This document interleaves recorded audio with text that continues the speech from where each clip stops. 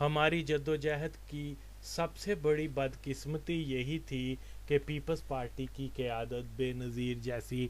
احمق، کوتا نظر، حریص، مغرور، کسی بھی سیاسی اور اخلاقی قدر سے عاری خاتون کے ہاتھ تھی۔ ایک طرف اس خاتون نے اپنی حماقتوں سے پیپلز پارٹی کا ستیہ ناش کیا، تو دوسری طرف الذوالافکار، جسے وہ حسب منشا کبھی دی کریم آف آور پارٹی کا لقب دیا کرتی تو کبھی دہشت گردوں کا ٹولہ قرار دیتی، کے معاملات میں بھی اس قدر مداخلت کی کہ دونوں بھائیوں میں رنجشیں پیدا ہو جاتیں۔ بھٹو برادران بظاہر یہی تاثر اور اعلان کرتے تھے کہ الذوالافکار تنظیم اور پیپلز پارٹی کا آپس میں کوئی تعلق نہیں، لیکن اس کے باوجود دونوں بھائی اپنی بہن اور والدہ کے گہرے اثر سے کبھی نکل نہ پائے تھے، حتیٰ کہ تنظیم کے بہت سے امور پر بے نظیر کی رائے حتمی ہوتی، یہاں تک کہ جب ٹیپو اپنے دو ساتھی سائیں اور حامد پیا کے ساتھ کابل سے پاکستان پی آئی اے کے طیارے کے اغوا کے مشن پر روانہ ہوا تو اس مشن کی بھٹو برادران نے پیشگی اطلاع تک بے نظیر کو دی ہوئی تھی، یعنی کہ ہائی جیکنگ سے کوئی 2 یا 3 ماہ قبل بھٹو خواتین کے علم میں یہ بات آ چکی تھی کہ پاکستان میں عنقریب دہشت گردی کی کارروائیاں ہونے جا رہی ہیں۔ اس وقت تو بے نظیر نے یہ بیان نہیں دیا تھا کہ میں دہشت گردی کے خلاف ہوں، چاہے دہشت گرد میرے بھائی ہی کیوں نہ ہوں۔ اس کے علاوہ یہ بات بھی آن ریکارڈ ہے کہ 1980 میں میر مرتضی بھٹو نے جرمنی سے شائع ہونے والے ایک اردو رسالے جدوجہد میں بیان میں واضح کیا تھا کہ ہمارے گریلے عنقریب پی آئی اے کو اغوا کر سکتے ہیں اور ہمارے پاس ضیاء پر حملہ کرنے کے لیے زمین سے فضا میں مار کرنے والے میزائل بھی ہیں جن کا وقت آنے پہ استعمال کیا جائے گا۔ مرتضی بھٹو کا یہ انٹرویو بھی بے نظیر کی نالج میں تھا۔ اس وقت تو نہ کسی کو دہشت گردی کا طعنہ دیا گیا اور نہ ہی پارٹی نے اپنے کارکنوں کو مرتضی کے پاس جانے سے روکا۔ اگر خاموشی اختیار کی گئی تو پھر مانا جائے کہ جب تک بے نظیر کے لیے اقتدار کی کوئی صورت نہ تھی تو دہشت گردی تک قابل قبول، جو ثبوت ہے کہ بے نظیر ہر اخلاقی قدر کو پامال کر دیا کرتی تھی۔ وہ ایک ہی اصول پہ زندہ رہی کہ بس اقتدار مل جائے چاہے جان چلی جائے، اور پھر ہوا بھی یہی۔ اس لیے کہتے ہیں کہ گمان ایمان سلامتی خیر پہ رکھیں، اللہ گمان کا بدل بھی ایسا ہی عطا کرتا ہے۔ اگر گمان ہی چند دنوں کے اقتدار کو بنا لیں تو پھر منفی نتائج کی پرواہ کیوں؟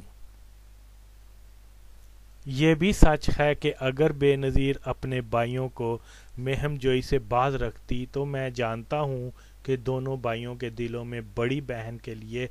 بہت جگہ تھی۔ وہ ہمیشہ بہن کی رائے کا احترام کرتے، اس کو کبھی بھی مایوس نہ کیا کرتے تھے، جبکہ بڑی بہن نے بہت سے موقعوں پر ایک تو بھائیوں کو ناخوش کیا اور ہوس سے اقتدار کے لیے ان کا غلط استعمال بھی کرتی رہی۔ ہمیں یہ بات بھی تسلیم کرنی ہے کہ جیسے ہی بے نظیر کو معلوم ہوا کہ ایم آر ڈی ضیاء کے خلاف تحریک چلانے کے لیے پر تول رہی ہے تو اس نے اپنے بھائیوں کو ہائی جیکنگ کا پروگرام ملتوی کرنے کے لیے اس کوڈ کے ذریعے پیغام بھیجا کہ یہاں کا موسم بدل رہا ہے، اس لیے فی الحال گرم جیکٹ نہ بھیجیں۔ یہ پیغام پاتے ہی مرتضی نے الذوالافکار کے ایک رکن جو کہ پی پی فیصل آباد کا ایک انتہائی سرگرم کارکن تھا اور جس کا نام اعظم بٹ، جو آج کل برطانیہ میں مقیم ہے، کو فوری طور پر سلام اللہ ٹیپو کے پاس کراچی بھیجا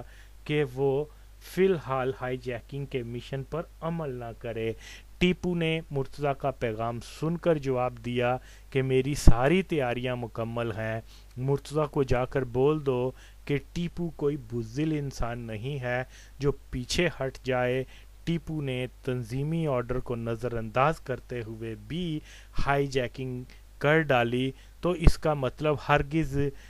یہ نہیں کہ وہ کوئی ایجنسیوں یا جماعت اسلامی کا ایجنٹ تھا، بلکہ اس حکم نہ ماننے کے 3 ممکنہ امکانات ہیں۔ اول کا ذکر خود ٹیپو کیا کرتا کہ ٹیپو کو جیسے ہی ہائی جیکنگ نہ کرنے کا پیغام ملا تو اس نے یہ تاثر لیا کہ بھٹو برادران یہ سمجھ رہے ہیں کہ ٹیپو شاید یہ انتہائی خطرناک مشن کرنے کے اہل نہیں ہے، اس لیے اس کو مشن سے ہٹایا جا رہا ہے۔ سلام اللہ ٹیپو من موجی بندہ تھا، کسی بھی کام کو انجام دینے کی ٹھان لیتا تو انجام کی پرواہ کیے بغیر عملی اقدام اٹھا لیا کرتا۔ انتہائی نڈر اور جوشیلا انسان تھا، حکمت کو بزدلی جانتا، اور یہی وجہ کہ اس نے ہائی جیکنگ کو ایک چیلنج جانا اور اس کو انجام نہ دینے کو حکمت کی بجائے بزدلی تصور کیا۔ مرتضیٰ کے پیغام کو نظر انداز کرنے کی ممکنہ دوسری وجہ یہ بھی ہو سکتی ہے کہ ٹیپو کو یہ پیغام اس وقت ملا جب اس نے ہائی جیکنگ کے لیے تمام مراحل کو انجام دے دیا ہوا تھا، وہ اس پوزیشن میں نہیں تھا کہ اس سے واپسی کر سکے۔ ہائی جیکنگ سے چند روز قبل ٹیپو پاکستان آرمی کے کیپٹن کا روپ بنا کر کراچی کی مختلف حوالات اور جیلوں میں بند پیپلز پارٹی کے ڈائی ہارڈ کارکنوں سے بظاہر حکومتی تفتیش کار کے بہانے ملنے بھی گیا، جن میں مسرور احسن، اکرم قائم خانی، رضا ربانی، الیاس صدیقی اور چھانگا وغیرہ شامل ہیں۔ پولیس کی موجودگی میں ٹیپو نے چند ایک پی پی کے کارکنوں کو خوب لان تان بھی کی کہ پولیس کو یقین ہو جائے کہ ٹیپو کوئی حکومتی اہلکار ہی ہے، اس لیے وہ ہر ایک کارکن کو تنہائی میں مل کر گلے لگاتے ہوئے یہ پیغام دیتا رہا کہ کچھ دن اور ضیاء کا ظلم برداشت کر لو، میں بہت جلد آپ سب کو آزاد کروا لوں گا۔ بقول ٹیپو کہ اس نے جب قیدی ساتھیوں کی حالت زار دیکھی تو وہ ہائی جیکنگ کو عملی جامہ پہنانے اور ساتھیوں کو آزاد کروانے کے ارادے پہ مزید پختہ عزم ہو گیا تھا، اس لیے بھی اس نے مرتضیٰ کے پیغام کی پرواہ کیے بغیر ہائی جیکنگ کر ڈالی۔ بقول ٹیپو کہ جب وہ اپنے ساتھیوں سے ایک فوجی کے بیس میں کراچی کے تھانے میں گیا تو تھانے کے سارے عملے نے اس کو سلوٹ مارا۔ ٹیپو نے وہاں کے ایس ایچ او سے پر روب انداز میں سوال کیا کہ تم نے ابھی تک ان پیپلز پارٹی کے کارکنوں کی تفتیش مکمل کیوں نہیں کی، جس کے جواب میں اس کو بتایا گیا کہ سر ساری تفتیش مکمل ہو چکی ہے، بس حکام بالا کی طرف سے ہمیں ہدایت ملی ہے کہ ان گرفتار شدگان سے معلوم کرو کہ کوئی سلام اللہ ٹیپو نامی لڑکا جو کسی اسٹوڈنٹ کے قتل میں مطلوب بھی ہے اور آج کل کراچی میں ہی آیا ہوا ہے کہ وہ کہاں مل سکتا ہے، جس پر ٹیپو نے پولیس والے کو کہا ہاں ہم نے ہی یہ رپورٹ تیار کی تھی۔ اس دوران پولیس والے نے فائل سے ایک فوٹو نکال کر ٹیپو کے سامنے رکھتے ہوئے کہا سر یہ مطلوبہ فرد کی فوٹو اس فائل کے ساتھ ہم تک پہنچی ہے۔ جیسے ہی ٹیپو نے وہ فوٹو دیکھی تو وہ غصے سے چلانا شروع ہو گیا کہ تم پولیس والے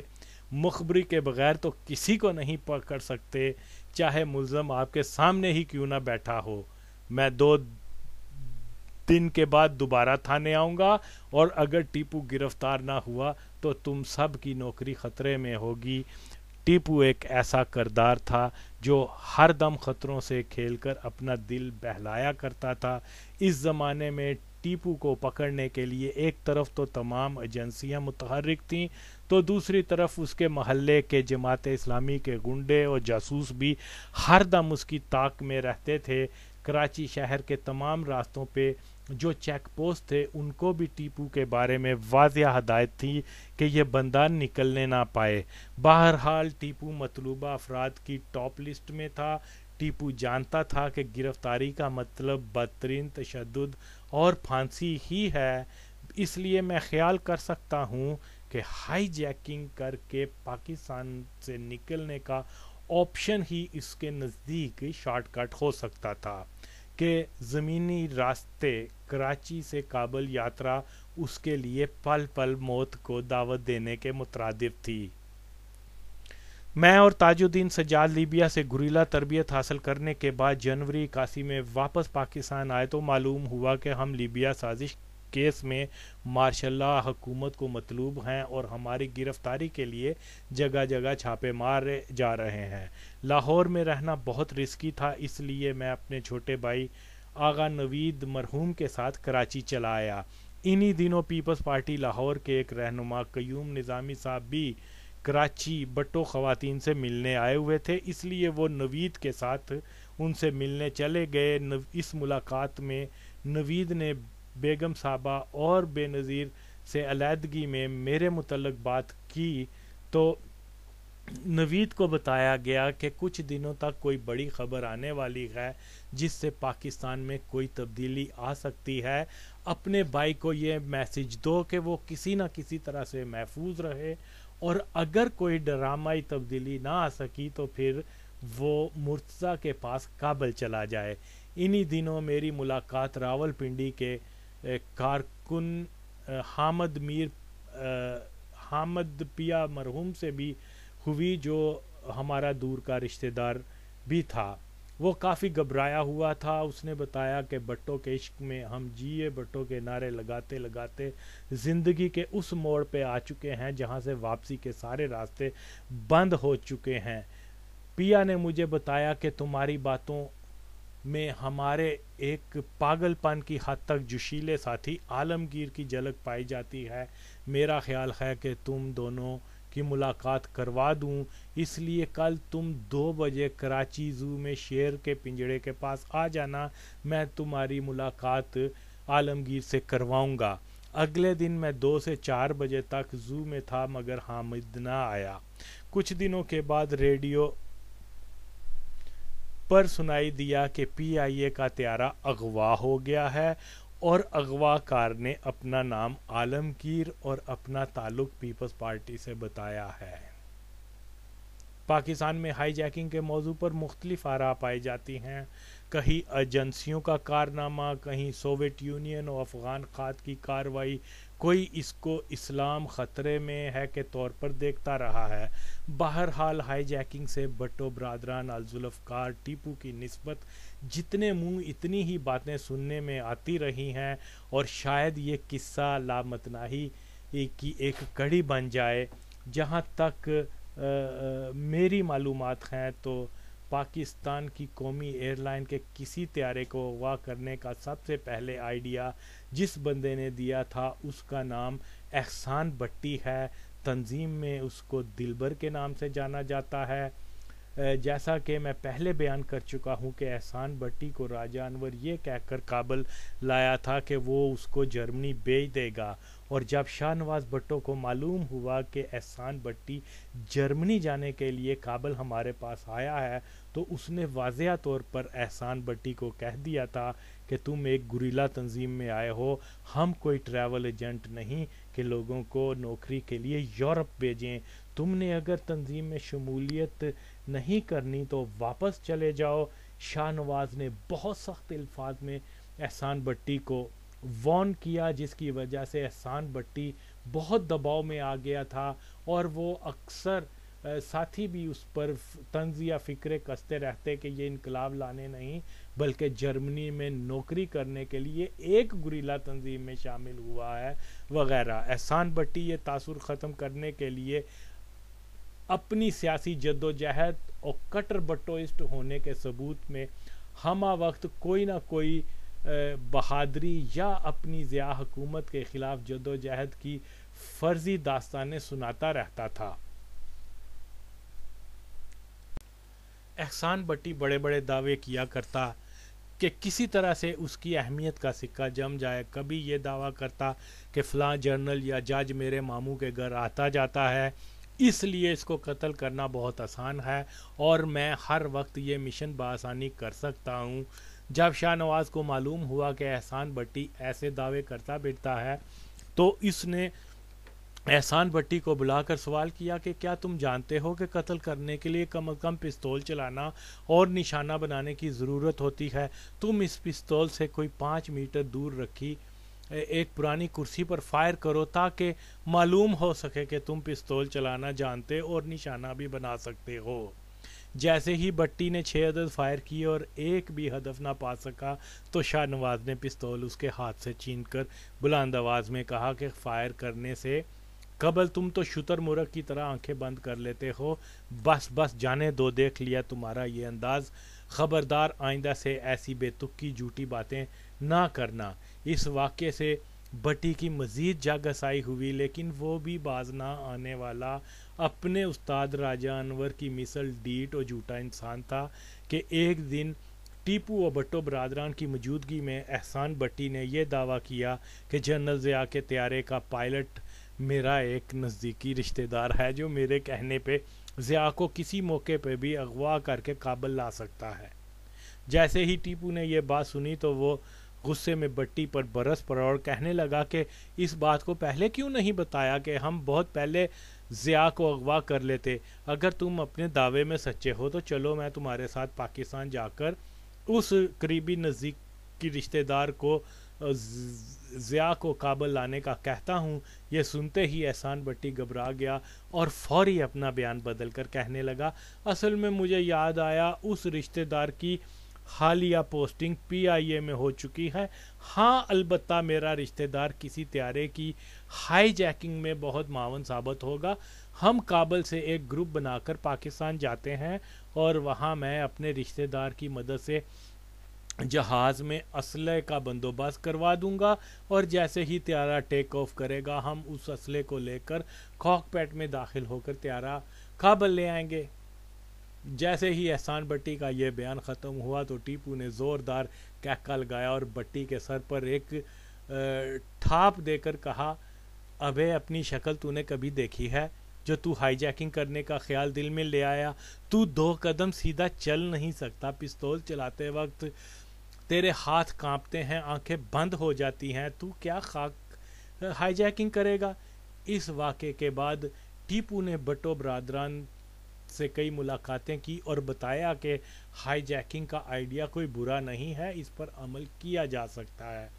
میرا خیال ہے کہ اگر واقعی احسان بٹی کا کوئی قریبی رشتہ دار اس معاملے میں ہماری مدد کر سکتا ہے تو ٹھیک ہے، مگر بٹی کی بجائے میرے ساتھ ساتھی اختر بیگ کو اس مشن کے لیے روانہ کیا جائے۔ اگر بٹی کا رشتہ دار نہیں تو میں کراچی میں پیپلز پارٹی کے کئی دوستوں کو جانتا ہوں جو ایئرپورٹ پہ کام بھی کرتے ہیں اور اس مشن میں ہماری ہر طرح کی مدد کریں گے۔ اس زمانے میں تنظیم کا ہر رکن جلد از جلد کوئی ایسا مارکا انجام دینا چاہتا تھا جس کی وجہ سے بھٹو برادران کی تنظیم منظر عام ہو جائے اور کامیاب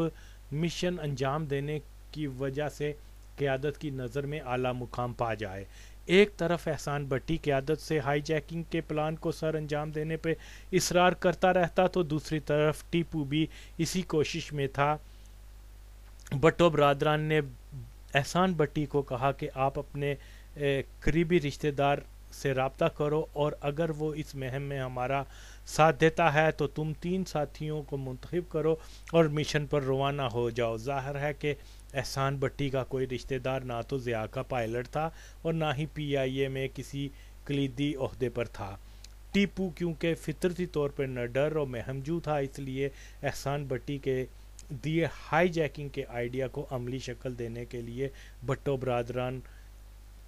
کو ہر وقت اکساتا رہتا تھا اور اسی طرح سے تنظیم کی قیادت نے ٹیپو کو پاکستان مختلف کام سونپ کر بھیجا جس میں اگر ضرورت پیش ہو تو ہائی جیکنگ کے آپشن پر عمل کرنا بھی شامل تھا۔ ٹیپو اپنے ساتھ اختر بیگ کو رکھنا چاہتا تھا مگر مجبوری یہ تھی کہ اختر بیگ پاکستان چلا گیا تو تنظیم کے 80% کام رک جاتے، اس لیے بیگ کی جگہ حامد پیا کو شامل کیا گیا۔ ہائی جیکنگ کوئی پراپر پلان پر نہیں ہوئی تھی بلکہ تیر تکا کی مثل صادق آتی ہے، حتیٰ کہ یہ تک طے نہیں پایا گیا تھا کہ اگر کامیاب ہائی جیکنگ ہو گئی تو پھر ڈیمانڈ کیا کی جائیں گی۔ جن قیدیوں کی پاکستانی جیلوں سے رہائی کی ڈیمانڈ رکھی گئی تھی، ان قیدیوں کے ناموں کی فہرست بھی کابل میں موجود تنظیمی لوگوں نے ہنگامی بنیادوں پہ تیار کی تھی، خاص طور پر جوید اختر جو کہ پی پی کا ایک ایسا منفرد کارکن تھا جو پشاور تک کراچی پارٹی کے کم و بیش ہر چھوٹے بڑے کارکن کے متعلق تفصیلی معلومات رکھتا تھا۔ اس کے علاوہ آغا ندیم، جوید معظم، یعقوب چینا، صابر وغیرہ نے یہ ساری فہرست تیار کی تھی۔ انہی دنوں لاہور کے غیاسہ نامی بدماش کو قتل کے جرم میں پاکستان میں سزائے موت بھی سنا دی گئی ہوئی تھی۔ اس بدماش کے کسی کرندے نے بذریعہ ایک قبائلی سردار بھٹو برادران کو 10 لاکھ کی پیشکش کی کہ غیاسہ کا نام بھی ہائی جیکرز کی ڈیمانڈ لسٹ میں شامل کیا جائے تاکہ غیاسہ رہا ہو جائے، کیونکہ غیاسہ بھی پیپلز پارٹی کا سرگرم رکن ہے اور جیل سے رہا ہو کر الذوالفقار کے لیے کام بھی کرے گا۔ بھٹو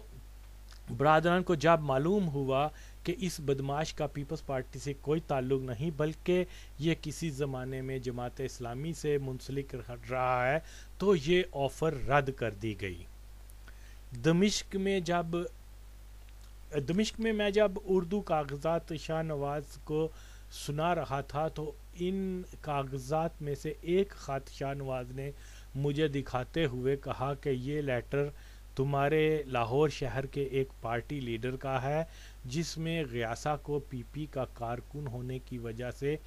ڈیمانڈ لسٹ میں رکھنے کی سفارش کی گئی ہوئی تھی، جبکہ حقیقت میں وہ جماعت اسلامی کا بندہ تھا۔ یہ اسی جہانگیر بدر کا خط ہے جو ضیاء سے بھی خفیہ طور پر ملتا رہا ہے اور مارشل لا اتھارٹیز کی گڈ بک میں ہے، اور یہی جہانگیر بدر الذوالفقار کے کارکنوں کی مخبری بھی مارشل لا اتھارٹیز سے کرتا ہے، اور اسی وجہ سے جہانگیر بدر کا نام تنظیمی ہٹ لسٹ میں ہے۔ جو بندہ غیاسہ کی سفارش لے کر ہمارے پاس آیا تھا، شاہ نواز نے بتایا، جو بندہ غیاسہ کی سفارش لے کر ہمارے پاس آیا تھا اس نے بتایا کہ جہانگیر بدر نے 3 لاکھ کی رقم کے بدلے میں یہ خط سفارشی خط دیا تھا۔ بہرحال ہائی جیکنگ کے پس منظر کی بات ہو رہی تھی تو میری معلومات کے مطابق ہائی جیکنگ کے آئیڈیا کا موجد احسان بٹی تھا۔ اب اگر اس طیارہ اغوا کو ایجنسیوں کا پلان بیان کیا جاتا ہے تو پھر سلام اللہ ٹیپو کی بجائے احسان بٹی کو پلانٹڈ ایجنٹ جانا جائے، جس نے سب سے پہلے ہائی جیکنگ کا شوشہ چھوڑا تھا۔ یقیناً سلام اللہ ٹیپو ایک پکا سچا پارٹی کا ہمدرد کارکن تھا۔ اس کے سارے خاندان کی ضیاء دور میں سفرنگ اور قربانیاں منہ بولتا ثبوت ہیں کہ ٹیپو کوئی ایجنٹ نہیں تھا، جبکہ احسان بٹی، سہیل سیٹھی وغیرہ کے خاندان مارشل دور میں نہ زیر عتاب رہے اور نہ ہی ان افراد کی کوئی مثالی قربانیاں سامنے ہیں۔ ہاں البتہ پرویز شنواری کا راجہ انور کے اکسانے پر ناحق خون ٹیپو کی قربانیوں کی ایک چغلی ضرور ہے۔ ہائی جیکنگ کے بعد ضیاء حکومت کی سب سے بڑی خواہش یہ تھی کہ کسی طرح سے بے نظیر اور بیگم نصرت کو ہائی جیکنگ کیس میں نامزد کر کے مقدمہ چلایا جائے، اور اس کے لیے مارشل حکام کی بھرپور کوشش یہ رہی کہ پارٹی اور الذوالفقار کے گرفتار شدگان ارکان میں سے چند ایک اس بیان کی بنیاد پر کہ بھٹو خواتین کو ہائی جیکنگ کی منصوبہ بندی کا پیش کی علم تھا اور اس اغوا کی منصوبہ بندی میں وہ بھی شامل ہیں تاکہ ان پر مقدمہ بنایا جا سکے، لیکن آفرین ان عظیم کارکنوں کے جو اذیت خانوں میں ہر طرح کے تشدد، ذہنی دباؤ یا لالچوں کے باوجود بھی ثابت قدم رہے اور ضیاء کے اس منصوبے کے خلاف سیسا پلائی دیوار بن گئے اور اپنی قیادت پر کوئی آنچ نہ آنے دی۔ حق تو یہ تھا کہ بے نظیر ایسے افراد کو پارٹی میں آگے لاتی اور قوم کو بتایا جاتا کہ جمہوریت کی بحالی میں ان افراد کا کتنا بڑا حصہ ہے، مگر یہ کیا کہ جو لوگ بھٹو کی پھانسی کا بدلہ لینے کے لیے راہ عمل میں شریک ہوئے۔ بے نظیر نے ان کو نہ صرف فراموش کیا بلکہ دہشت گرد بھی کہا، اور جنہوں نے بھٹو کی پھانسی کی خوشی میں مٹھائیاں تقسیم کی ان کو پارٹی کا کرتا دھرتا بنایا۔ وہ حقانی جس نے بھٹو خواتین کی عریاں تصاویر بنا کر گلی بازاروں میں تقسیم کیا، وہ حقانی جو جماعت اسلامی کا گنڈا پاکستان میں طلبہ کو کتاب کی بجائے سب سے پہلے بندوق تھما دینے والا ضیاء کا دستے راست، اس پہ بے نظیر ہوئی مہربان یہ خیانت تاریخ میں ایک ناقابل معافی جرم کے طور پر جانی جائے گی۔ جیسا کہ پہلے بیان کر چکا ہوں کہ ضیاء نے ایجنسیوں میں ایسے افراد کو تعینات کر دیا ہوا تھا جو نظریاتی طور پر بھٹو اور بھٹو فیملی کے بدترین مخالف تھے، اور ایسے ہی افراد کو گرفتار کارکنوں کی تفتیش پر لگایا جاتا تھا جو خاص طور پر بھٹو خواتین کے بارے میں بے انتہا فحش کلامی کیا کرتے تھے۔ یہ حرام خور سامراجی گماشتے گرفتار کارکنوں پہ ہر طرح کا حربہ استعمال کرتے کہ کسی طرح سے کوئی ایسا بیان لے لیا جائے جس کو بنیاد بنا کر بے نظیر پر دہشت گردی کا کیس ڈالا جا سکے، مگر وہ کارکنوں کے پختہ عزم کو شکست نہ دے پائے۔ ایسے افسران کی فہرست بہت طویل ہے، مگر ایک نام میجر شاہد حوالے کے طور پر بیان کر رہا ہوں کہ یہ بھٹو خواتین کے بارے میں بدترین الفاظ استعمال کیا کرتا تھا، اور پارٹی کارکنوں پہ بدترین تشدد کرنے میں اس کا کوئی ثانی نہ تھا۔ پیپلز پارٹی کے پہلے دور اقتدار میں بے نظیر کو جہانگیر بدر یا نہید خان نے مشورہ دیا کہ مارشل لا دور میں گرفتار کارکنوں کی اکثریت باغی رجحانات کی حامل ہے اور مرتضیٰ بھٹو کے حامی ہیں، کہیں ایسا نہ ہو کہ یہ لوگ آپ کی لیڈرشپ اور آپ کے سیاسی سیٹ اپ کے لیے کوئی مسئلہ بن جائیں۔ یہ عناصر مارشل لا کے سخت قانون کو چیلنج کرتے رہے ہیں، تو سافٹ جمہوری قانون کہاں ان کو قابو میں رکھ سکتا ہے؟ ایسے عناصر کو قابو میں رکھنے کے لیے لازم ہے کہ ضیائی حربے اور ہتھ کنڈے آزماتے ہوئے انہیں اپنے زیر دست رکھا جائے۔ یہ تجویز بے نظیر کو بہت پسند آئی اور طے یہ پایا کہ ضیاء دور کے تمام سیاسی قیدیوں کو گورنر پنجاب ٹکا خان کی طرف سے ایک عشائیہ دیا جائے، اور اس میں ضیاء دور کے بدترین تشدد کرنے والے میجر شاہد کو شان و شوکت سے بڑے پروٹوکول سے مدعو کیا جائے۔ پلان کے مطابق جہانگیر بدر کے چمچے میجر کی آمد پر اس کی خوب آؤبکت کریں گے، اور ضیاء دور میں جیل کاٹنے والوں پر ایک دباؤ رکھا جائے گا کہ اگر وہ باغی رجحان رکھتے ہیں تو بے نظیر کے پاس بھی اس کا طور میجر شاہد کی شکل میں ہے۔ یہ تو پارٹی کارکنوں کی یکجہتی اور پختہ شعور کے پیش نظر بے نظیر کا یہ منصوبہ ناکام ہوا کہ جیسے ہی میجر شاہد گورنر ہاؤس داخل ہوا تو وہاں